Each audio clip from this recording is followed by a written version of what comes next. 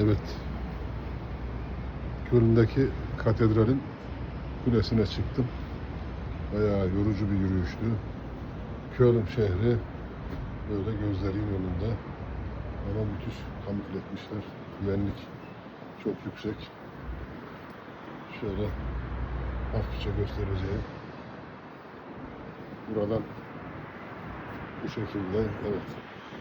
157 metre yükseklikte ama tarafta yukarıda bir 20-30 metre daha var. Tabii oraya çıkış yok. Çıkış olsaydı çıkardım. Şuradan Ren Nehri,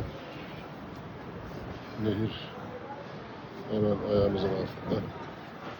Devam ediyoruz. Teleskopla falan dürbünle bakabiliyorsun. Evet.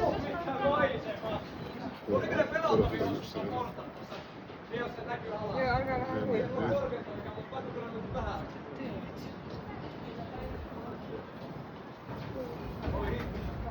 Ren Nehri. Halit aşağıda bekliyor. Kızdı herhalde bana. Evet, bu kadar.